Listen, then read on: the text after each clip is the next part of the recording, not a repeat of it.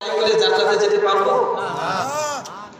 ও মুসলমান, মালিক ইবনে দিনার রাহমাতুল্লাহ আলাইহি অনেক বড় জগৎ বিখ্যাত বুজুর্গ ছিলেন। মালিক ইবনে দিনার রাহমাতুল্লাহ আলাইহি কোন এক কবরস্থানের পাশ দিয়ে যায়। কবরস্থানের পাশ দিয়ে নির্জন জায়গা দিয়ে যখন মালিক ইবনে দিনার রাহমাতুল্লাহ আলাইহি যাচ্ছেন, হঠাৎ করে কেন জানি মালিক ইবনে দিনারের দিলের মধ্যে ধাক্কা লেগে গেল। কে যেন ডাক দিয়ে বলে, রে মালিক, কবরস্থানের মধ্যে একটু তাকাও। এই কবর তো ওই কবরস্থানে তো তোমাকেও আসতে হবে, এই মাটিতে তোমাকেও আসতে হবে। মালিক ইবনে দিনার রাহমাতুল্লাহ আলাইহি কবরস্থানের দিকে তাকাইলেন। তাকাইয়া দেখে কবরস্থানের মধ্যে সুন্দর চেহারাওয়ালা দুইজন মানুষ, একজন আর একজন সামনাসামনি বসে কি জানি লেখালেখি করে, কি জানি লেখে। মালিক ইবনে দিনার রাহমাতুল্লাহ আলাইহি ডাক দিয়ে বলে, নির্জন কবরস্থানে তোমরা কারা? তোমাদের পরিচয় কি বলো? ওই দুইজন বলল, আমরা আল্লাহর তরফ থেকে ফেরেশতা এসেছি। কেন আসছো? মালিক ইবনে দিনার রাহমাতুল্লাহ আলাইহি প্রশ্ন করলেন, তোমরা কবরস্থানের মধ্যে কি করো? ফেরেশতারা ডাক দিয়ে বলে, আমরা জান্নাতি আর জাহান্নামের লিস্টি করতেছি দুইজনে মিলিয়া। একজন জান্নাতীদের লিস্টি করি আর একজন জাহান্নামীদের লিস্টি করি, কার আমল কতটুকু এগুলা লিস্টি করি। মালিক ইবনে দিনার রাহমাতুল্লাহ আলাইহি চমকে গেলেন। ডাক দিয়ে বলেন, ও আল্লাহর ফেরেশতারা,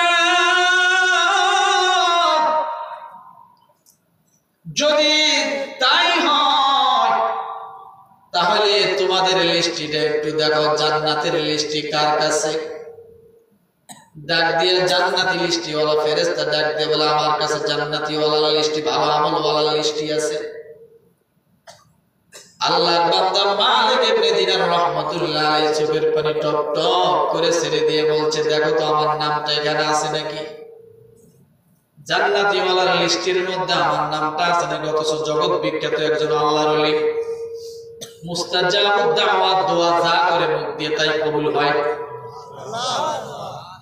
মালিক ইবনে দিনার রাহমাতুল্লাহ আলাইহি জান্নাতি লিস্টির মধ্যে যখন খুঁজতে বললেন, ফেরেশতারা খোঁজে, শুরু থেকে শেষ পর্যন্ত খুঁজতে খুঁজতে কোথাও তার নাম নাই।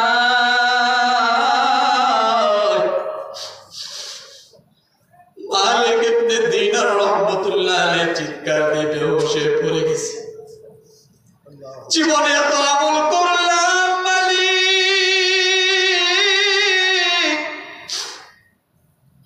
এই জান্নাতের ভিতরে মালিক ইবনে দিনারের নাম নাই। আল্লাহ,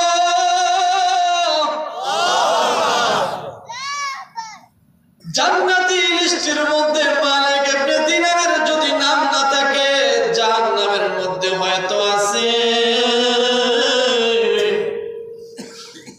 কিন্তু নিজের ভয়ে জাহান্নামের লিস্টিটা সে দেখতে চায় না।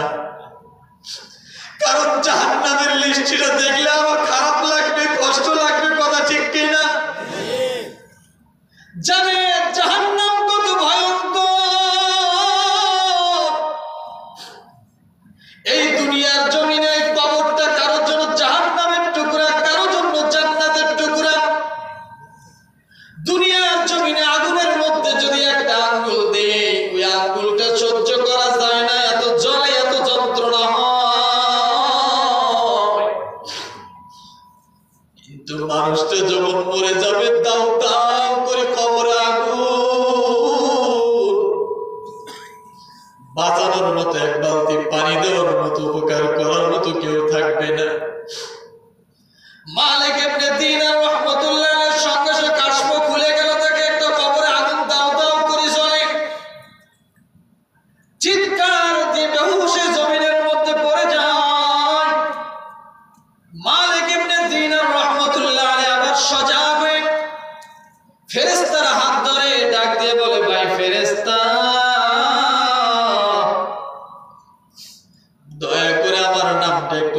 জান্নাতীদের কোন চিপা চাপা একটু মালিক ইবনে দিনার লেখা যায় কিনা একটু দেখো। ফেরেশতারা আশ্চর্য হয়ে গেল, তুমি বলোটা কি, তোমার নাম কেমন করে চিপায় লিখবো, তোমার নাম তো লিস্টিতেই নাই। ফেরেশতাদেরকে ডাক দিয়ে বলে, আল্লাহকে একটু বলো আমার নামটা যেন চিপায় দিয়ে দেয়। ফেরেশতারা কবরস্থান থেকে আল্লাহর কাছে মেসেজ পাঠায় দিয়ে বলে, মালিক ইবনে দিনার নামে তোমার একজন বান্দা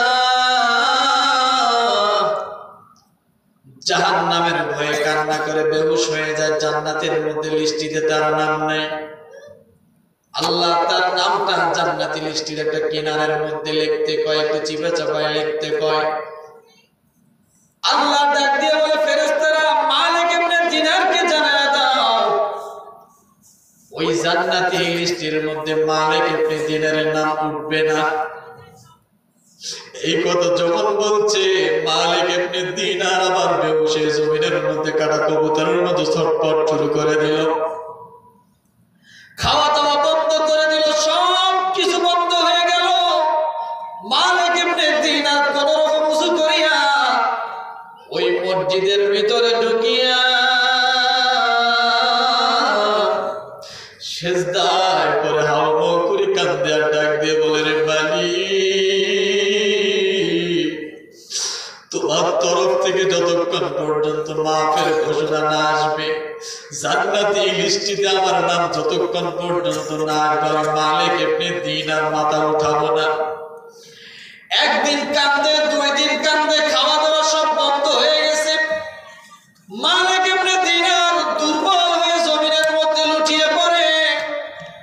মালিক ইবনের চোখ দিয়ে পানি টপ টপ করে পড়তে পড়তে চোখের সাইড কালো হয়ে গেছে। জাহান্নামের ভয়, আল্লাহর আযাবের ভয়, জাহান্নামের হুঙ্কারের ভয়, কবরের আযাবের ভয় মালিক ইবনে দিনার সহ্য করতে পারবে না। এমন তো অবস্থায় মালিক ইবনে দিনার দুর্বল হয়ে যখন ঘুমন্ত অবস্থা, তন্দ্রা অবস্থায় চলে গেল, ডাক দিয়া বলে, ও আল্লাহ, আমার আমল যদি জীবনে কোথাও যদি কবুল না হয়, তারপরেও তোমার কুদরতি পায়ে ধরে বলে, মালিক, যাদের নামগুলো জান্নাতের লিস্টের মধ্যে আছে, অন্তত তাদের ভিতরে আমি কাউকে যদি কোনোদিন মহাব্বত করে থাকি, তাদের মধ্যে কাউকে যদি আমি ভালোবেসে থাকি, ওই নামের ওসিলায় আল্লাহ ওই মহাব্বতের ওসিলায় আমার নামটা জান্নাতের লিস্টিতে দিয়া দাও।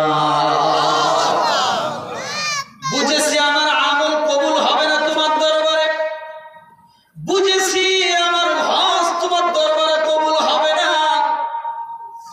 আল্লাহ, যারা হজ করেছে তাদেরকে যদি আমি ভালোবেসে থাকি, আল্লাহ, যারা তোমার মহব্বতের বান্দা ছিল আমি যদি তাদেরকে মহব্বত করে থাকি, অন্তত এই ওসিলায় মাফ করে দাও আল্লাহ। এই জাহান্নামের মধ্যে নামের লিস্টি নিয়ে কবরে যেতে চাই না মালিক। আল্লাহ, তুমি যাদের নামগুলো জান্নাতের লিস্টিতে উঠেছো তাদের নামটা, তাদের মধ্যে কাউকে যদি আমি ভালোবেসে থাকি, ওই ভালোবাসার ওসিলা আমি মালিক ইবনে দিনারকে মাফ করে দাও, তার নামের কাছে একটু লিখে দাও যে আমার এক জান্নাতি বান্দাকে মালিক ইবনে দিনার ভালোবাসার কারণে আমি মাফ করে দিলাম। এই কথা যখন সেজদার মধ্যে পড়ে পড়ে আল্লাহকে ডাক দিয়ে বলে, রব্বুল আলামিনের আরশ আজিমের মধ্যে ধাক্কা লেগে যায়। আসমান ক্রন্দন করে আল্লাহকে ডাক দিয়ে বলে,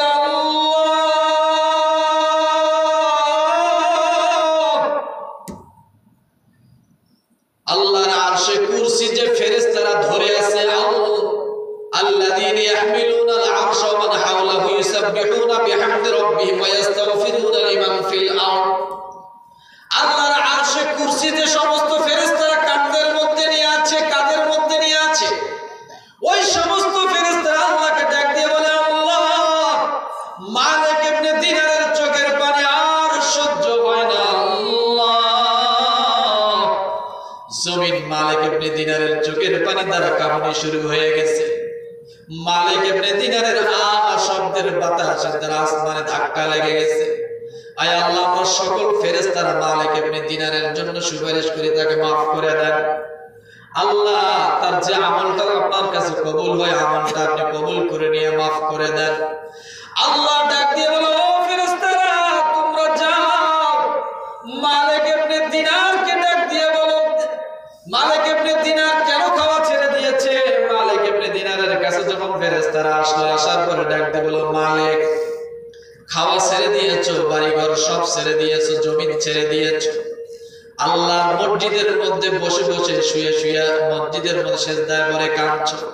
তোমার কান্নার পানি জমিন স্পর্শ করার কারণে জমিন কাঁপুনি দিয়েছে, আল্লাহর কাছে তোমার সুপারিশ করেছে। তোমার শব্দের বাতাসটা আসমানের মধ্যে লেগেছে, আসমানগুলো তোমার জন্য সুপারিশ করেছে।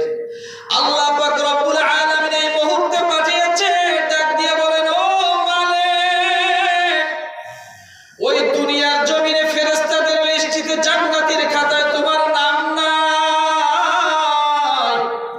তাই কি হয়েছে রে মালিক? আমি আল্লাহর দরবারে আলাদা একটা লিস্টি আছে।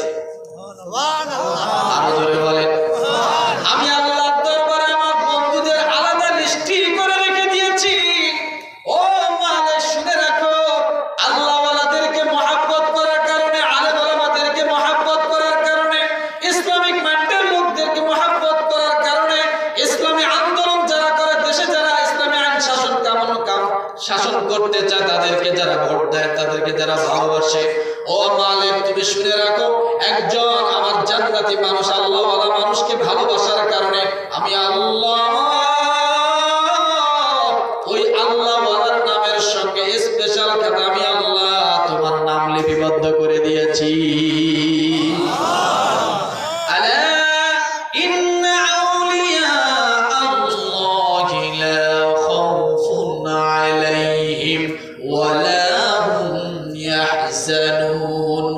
الذين آمنوا بآياتنا وكانوا مسلمين لهم البشرى في الحياة الدنيا وفي الآخرة। আল্লাহ বলেন, তাদের জন্য দুনিয়াও সুসংবাদ, আখিরাতেও সুসংবাদ। ও মুসলমান, এই জন্য বলে আজকের এই প্যান্ডেলটা যারা করেছে নিতান্ত তারা অবশ্যই তারা ইমানদার, কথা ঠিক কিনা? এই যুবকরা আজকে আয়োজন করলো, এই মসজিদ কমিটি আয়োজন করলো, মসজিদের মধ্যে সহযোগিতা করবেন, মসজিদকে ভালোবাসবেন। আল্লাহর নবী বলেন, মান বানা লিল্লাহি মাসজিদান বানাল্লাহু লাহু বাইতান ফিল জান্নাহ, যে ব্যক্তি মসজিদে সাহায্য করে, সহযোগিতা করে, আমি আল্লাহ তার জন্য জান্নাতের মধ্যে একটা ঘর নির্মাণ করে দেই। কি নির্মাণ করে দেই? জান্নাতের মধ্যে ঘর নির্মাণ করে দেই। যে ব্যক্তি মসজিদের সঙ্গে মহব্বত করে, আসা যাওয়া করে, আল্লাহ তাআলা কিয়ামতের ময়দানে তার দ্বারা নূরের ব্যবস্থা করে দিয়েছেন। যারা মসজিদের মধ্যে যায়, মসজিদে মহব্বত করে, তারা হলো আল্লাহর মেহমান। আল্লাহর মেহমানকে আল্লাহ সম্মান করা তার দায়িত্ব। এই জন্য বলা হয়, মান বাদা লিল্লাহ মাসজিদান মান বাদা লিল্লাহ। আল্লাহ বলেন, যারা মসজিদের মধ্যে যাতায়াত করে, আমি আল্লাহ তার জন্য খাবারের ব্যবস্থা করে রাখি জান্নাতের মধ্যে। মসজিদের যাদের সাথে যার সম্পর্ক, আলেম ওলামাদের যাদের সাথে যার সম্পর্ক, আল্লাহ দ্বীনের মধ্যে যাদের সম্পর্ক আছে, আমার আল্লাহ কোনো না কোনো একটা আমল কবুল করে নিয়ে তাদের জীবনের সব গুনাহ আমার আল্লাহ মাফ করে দিবে।